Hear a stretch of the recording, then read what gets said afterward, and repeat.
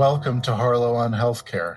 I'm David Harlow, and I invite you to join me by my virtual hearth as I sit down with healthcare leaders to discuss building the future of healthcare. I am speaking today with David Lareau, CEO of Medicomp Systems, and I welcome him to the program. David, I wonder if you could say a little bit about yourself, your background, and about your company as well. Sure. As David said, I'm David Lareau, CEO of Medicomp Systems. I've been with Medicomp since 1995, and I originally got into healthcare running a billing company in Baltimore in the late 80s, early 90s. Some of my customers, ambulatory practices, asked to get into what were EMRs at the time, electronic medical records. So they asked me to look for them, and I didn't know anything about it. So I looked at all the systems that were available at that time. And after about 6 months of looking, hosting the docs in my office on the third Wednesday of every month to have a different vendor come in, they told me, Dave, we really like you. You're a good guy and all that, but none of these systems work or act to support the way doctors think, or even any clinicians. So here's what you need to find. And I said, okay, what's that? They said, you need to find a system that enables a doctor to select the patient issue, condition, or problem and immediately see the relevant information for that problem and then act upon it. And I thought, oh, okay, that's clear. And they gave me a few examples, and they had some vision. They said, as these systems, electronic systems, become more ubiquitous, there's going to be more and more information that we're going to have as much trouble finding on a computer as we do on paper now. So if they're going to help us, let's take that thing we used to call a face sheet on paper and let's make it interactive with the entire chart, all the rest of the data, et cetera, so I can pick a problem and see what's relevant. I looked and looked and looked for about 2 to 3 years, never found anything. And then a gentleman named Peter Golter in Chantilly, Virginia, had founded Medicomp in 1978 with the express intent of working with clinicians, physicians, nurses, other allied health professionals, speech therapists, et cetera, to say, if you're thinking about a patient with this problem, what are the things that are relevant to you? What are the symptoms, history, tests, physical exam stuff, comorbidities, et cetera, therapies that you would want to see, find, or do something about? And let's build that engine. Let's build that clinical data engine database. He'd been doing that for about 14 or 15 years when I discovered him. Actually, one of the people that worked with me saw it. They had heard me talking about why my customers at that point said nothing worked for them. And they said, Dave, I think this is what they mentioned to you. So I went down and looked at it, and that was in 92. And you remember those days of the big car phones that were about the size of a brick. I remember, Right. I remember riding back from Chantilly, Virginia. I lived in Baltimore at the time, and picking that thing up and dialing my wife, and I was so excited. And I said, Mary, good news and bad news. The good news is I found what I want to do with the rest of my life. The bad news is it's not what I'm doing now, which is billing systems. So I became a reseller of Peter's EMR at that point, which was MedTrack, Unix-based, and came on board full time in 95, became CEO about 10 or 11 years ago, with the goal of making this engine available to be put into any system to help do the things that I just described. And we've been doing that ever since. And I think it's even more of a challenge once they open up the floodgates because of 21st century cures and TEFCA. So Medicomp is all about that. What's clinically relevant and what do I do about it at the point of care, which used to be in the office. Now it's anywhere. It could be Right. home Could care. be anywhere. Could be in the office. Could be in the be office. Could be at home. online, on the phone. Could be the patient. Could be the patient's family.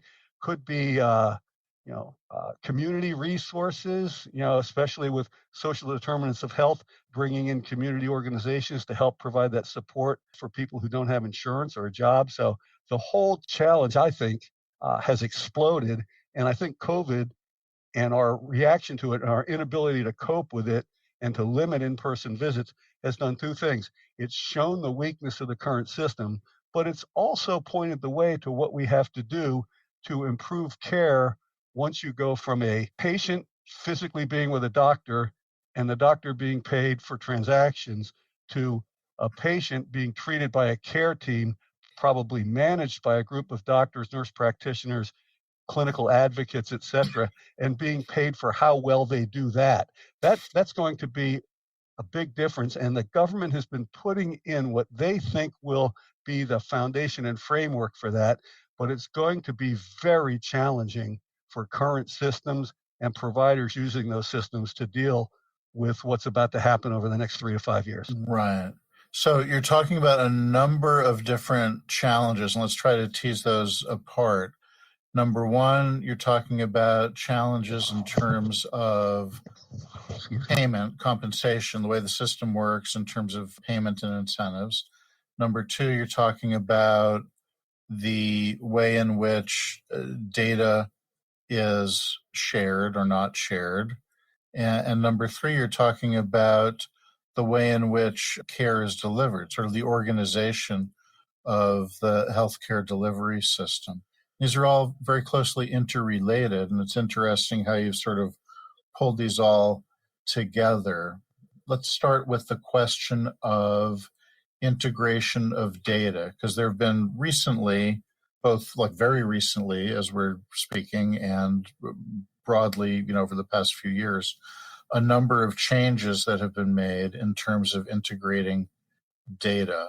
And what I heard you say is that this may be making things more challenging. And I think that's perhaps a little bit of a contrarian view. Some folks would say, well, we're getting better. We passed the Cures Act, we've implemented rules under the Cures Act, we've rolled out rules under TEFCA. So things should be improving. But I hear you say things may be getting more complex. Great take on that. Things will be improving. Prior to 21st Century Cures, if you go all the way back to the High Tech Act in 2009, 2010, to do interconnectivity the way they want to, they needed people to have electronic systems, so they pumped $35 or $40 billion into our industry to encourage that, and it worked. Electronic medical record systems, EHRs, are now required and are ubiquitous, frankly, with very few outliers. So they accomplished that, and that was a good thing. And then they needed to put some kind of teeth behind it, so they came out with the meaningful use protocols and said, prove to us you actually have data, and that was good. And people needed a minimum number of data points to do that, and they did it, and they got their money, and that was fine. The next thing that came along was the work toward 21st Century Cures, which basically says this data is going to be made available to the patient and other things, et cetera. And they needed something to back that up. So they needed a framework for the sharing of data so that enterprises could not do information blocking. So they did that. So they have set up a very good foundation for the electronic sharing and trusted transmission of what I call stuff. Okay. Is that a technical term? That's a very technical term. It's very complex. Please don't make me tease it out. But, you've got free text, you've got coded stuff, you've got stuff coded in SNOMED, in ICD-10, ICD-10-CM, PCS, RxNorm, LOINC, you've got images, you've got all of this, all of which is good information, but transmit it all together in one lump sum from one place to another. Somebody's got to sort through that stuff. Now, I don't mean to be contrarian about what has been done. Okay? What has been done needed to be done. Before you can drive a car, you need some roads to put it on. You need some rules of the road for people to stay on one side or the other, or you're going to have complete chaos. So they've basically said, here are the highways, here are the rules, everybody start driving, okay? But they haven't yet figured out what you're going to do when you get where you're going, which is, okay, open the funnel, here it comes. How do I find what I need? That's the next step. All these other things needed to be in place before that. And TEFCA actually says the implication in TEFCA is you're going to have to hook up to one of these trusted networks that are using this foundation. And when you do, you've got to make the information ultimately available to the patient and the patient's providers. And it's going to, I believe, evolve into a real time demand for tell me everything I need to know about this patient. But some patients are not going to want people to see everything in their records. So, first of all, how does somebody who receives all that make any sense of it, find what they need? And second, how do they provide access to the relevant parts of it? Those are things that will be defined and will need to happen. They're not addressed yet.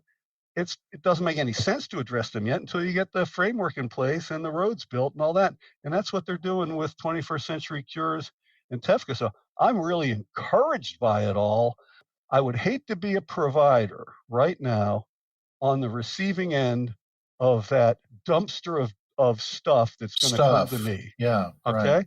I want to be able to say, okay, this patient's in today for their renal failure. What's the status of their renal conditions? It's going to become more and more important as you don't have a doctor in a room with a patient teasing it out. You've got a care team, and a lot of the care is virtual. And now you've got to find the information that you need about that condition right now in that dumpster of stuff. So, but Right. So a couple of large systems or AMCs had created that layer, at least for their internal EHR systems, to be able to thread that needle and say, oh, Mrs. Jones is coming in for diagnostic procedure X, and therefore let's pull together relevant stuff from the big basket of stuff, and yes, we can surface that. Harder to do across systems, maybe with the normalization and standardization of data, it becomes easier to do that. it will. But even in an implementation that has, we started working with a large academic medical enterprise with 6 different implementations of the same system, Mm-hmm. six different instances.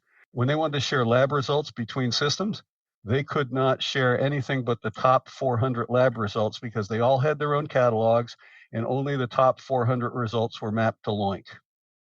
So even though the mechanism is there to say, here's the labs and you can go find them, one place might have them mapped, one place might not have them mapped, one place might have them in alphabetical order, one by date, one by type of, unless the data is really normalized to a computable form and engine, it's going to be very difficult to find that and to know what's relevant for a problem.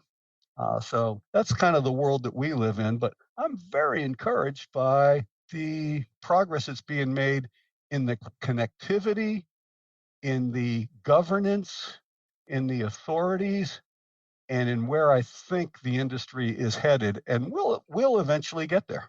If you're just tuning in, this is Harlow on Healthcare, coming to you on Healthcare Now Radio.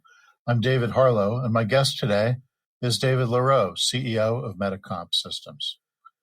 David, so as we are getting more encouraged, we are at the same time still sitting 2 years in, as we're speaking, into the COVID pandemic.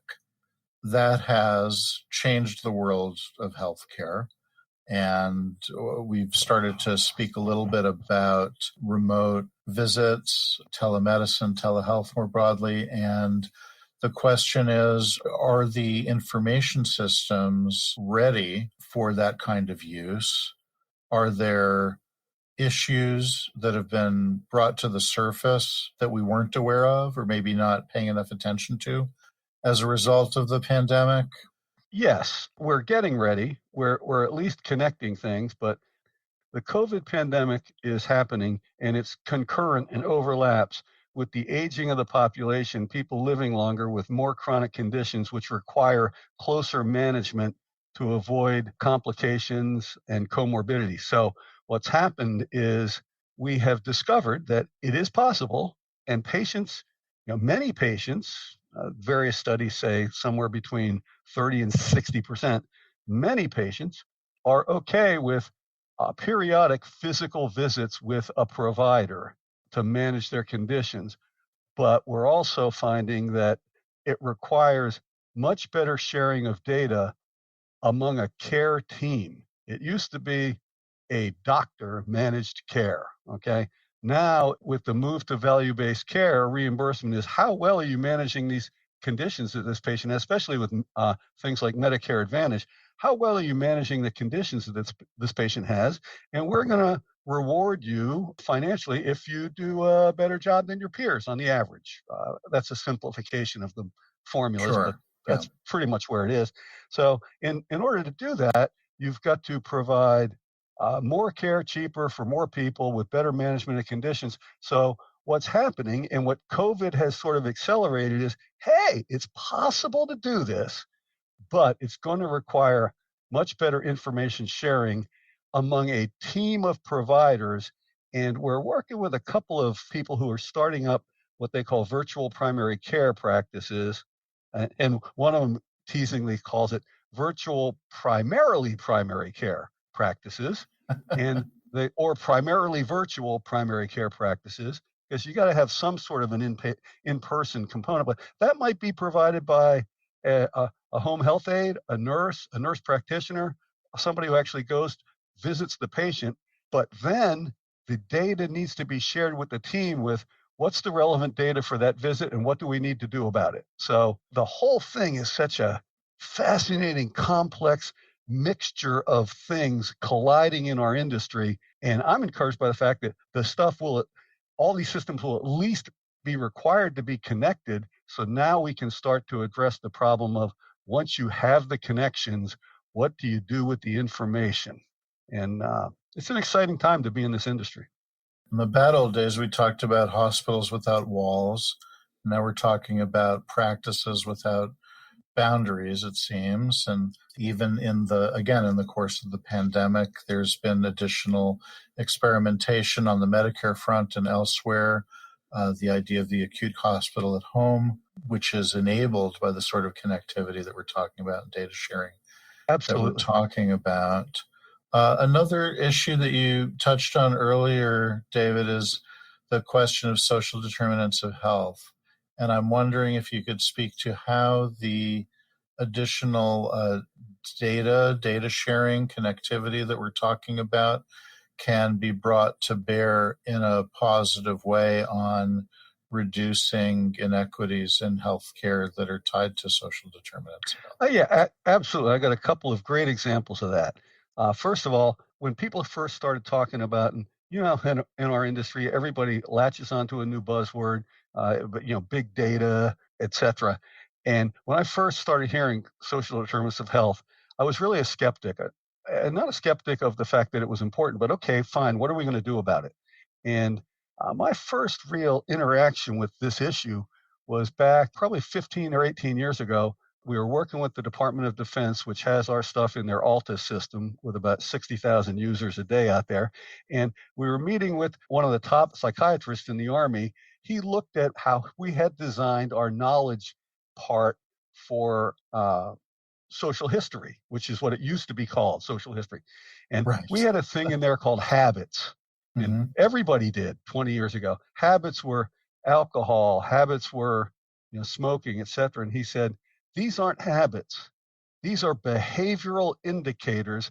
And when a soldier comes back from war, they start drinking more, they start smoking more, they start having violent episodes. You've got to start thinking differently about this as behavioral indicators, not habits. He said, and I thought, wow, he said, and then you got to figure out what you're going to do about it. And a lot of these people who come back, they don't have the wherewithal or resources to find the care they need. So they go to community resources, and you've got to pull those in together. So what we're seeing in some of these virtual primary care models is they'll gather the social determinants of health, one of which might be access to transportation. And what might be when we were working with a mental health clinic, they said, our biggest problem is making sure that people can get to their weekly visits, especially in addiction counseling. And get to their weekly visits. How are they getting there? Do they live on a bus line? Do they have the money? Do they need the tokens, et cetera? And are there community-based resources that can help that? And if so, we need to identify that and hook them up to the community resource who can then tell us, yes, we've given them the tokens, or we've arranged transportation, or okay, their roommate got their car repossessed and now they need transportation, and communicate and manage that information in a team holistic environment that pulls in community resources when the social determinants of health indicate that those are needed. So now I find I've gone from skeptic to advocate to pull those people in and have them share that information. And it's more than just, oh, this person is in a bad shape regarding social determinants of health. But again, what are we going to do about it? How do we manage it? How do we communicate that among all the people who provide care for this patient? That's another thing that has become very interesting as part of the mix of what I call holistic patient management. And I'm not Right. talking about alternative medicine or that. I'm just talking about Yeah. everybody on the care Right. team having Yeah, the access whole patient, right? The the whole whole person. patient, all Right. the information, and and communicating to maybe a parent who has agreed to be part of the care team. Hey, we just found out from your son that his roommate lost their job. How can we help you find resources to get him to his appointments? I mean, that kind of thing. That's very valuable now. And do you see that being implemented by the healthcare provider organizations that you're working with? Are I they see them reaching start. out? Are they building that infrastructure? They are starting to think about that. Okay, I would say that. Some of them are starting to do it. Some that we're working with are doing it, and they're pushing us to expand our relevancy engine to link those things in. For example, we know that access to transportation is much more important to somebody who has renal failure and is in kidney dialysis than almost Mm-hmm. anybody else, right? Mm-hmm. So we're starting to assign relevancy scores for different social determinants of health for various specific conditions. So yeah, we're trying to weave it in, and I'm encouraged that people are starting to think about this sort of stuff. Well, that's great. So, to start to wrap things up here, David, I wanted to ask if you can imagine yourself waking up tomorrow and finding yourself 5 years in the future. What is one thing in healthcare that you might hope or expect to find has changed drastically? 5 years. This would be my hope. I don't think it'll happen in five, but let's make it a goal. Let's get as close as we can. I'm a patient or I'm a provider with a patient, either on the phone or whatever. And I say, it's time for my visit. And I say, I'm having this issue, and I and the provider can both view my entire record, no matter where it is or who did it. Okay. Everything's linked together. And he says, well, Dave, let's take a look at how you're doing with your diabetes. Okay. I see you've been, because you now have an app that engages you with me. I can see you're doing your regular glucose readings. I can see them off of your device. I can see that, oh, I see that last week you reported that you had some tingling in your toes, but that seems to have subsided. And okay, I can see from the pharmacy that you're getting your medications. You've indicated that you're taking your medications. And is there anything else you want to talk to me about? And then I say, yes, 8 years ago, or let's say, because we're doing 5 years, 3 years ago, I had a herniated disc and everything was fine. But now I'm having some shooting pain down one leg. So the doctor looks at the thing and looks at the record, finds the record. He says, okay, it looks like you had L4, L5 discectomy. been clear, but I can see you haven't been back to see your neurologists since your initial post-op visit. Were you having problems? Yeah, intermittently. He said, let's get you an appointment with the neurologist. And I do, et cetera. Boom. I send the neurologist gets the link to the record. I, as a patient, say, I'm going to authorize this neurologist to see all of this information. I don't really want him to know about my panic attacks, et cetera. I can have some mechanism to filter the record, make sure the neurologist has it, the appointment is made, and I'm ready to go. That's my dream. That sounds great. That last bit, I have to say, is an area that is a real pain point for some people, where the default is that a full record is shared with another clinician. And particularly the behavioral health, psych type issues, people want to exclude. And then I hear pushback from clinicians on that saying, no, I need to know about the whole patient. So obviously, at the end of the day, it's the patient's decision, but the default built into our systems is that the entire record gets shipped over, and people aren't necessarily happy about that. That's true, and that's been that is, you're right. That's one of the major pushbacks. After we open the floodgates, we need a way to filter them and manage that. So, for example, the common answer is, okay, you got to share a full med list. Well, the full med list might show the psychotropic medications I'm on. So that's going to be something that we're going to have to solve in the industry, and it's going to require some consensus. I mean, we can't even get a consensus on whether there should be a national patient identifier. So the commercial firms are figuring out ways to verify identity in what they call health data trusts and that kind of stuff. So we do have a lot of work to do, but they've identified the framework. They've identified some of the rules. And I was on the call with Mickey Tripathi and his team the other day. And a lot of the questions were, okay, what about this? What about this? What about this? What about this?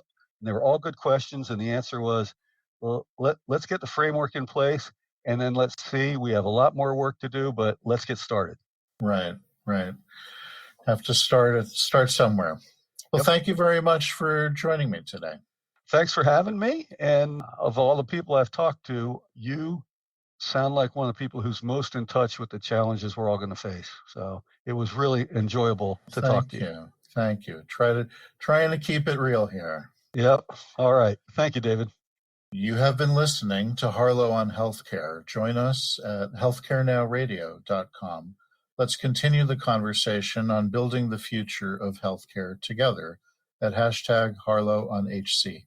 I'm David Harlow, keeping the fire going and holding a seat open for you. Until next time.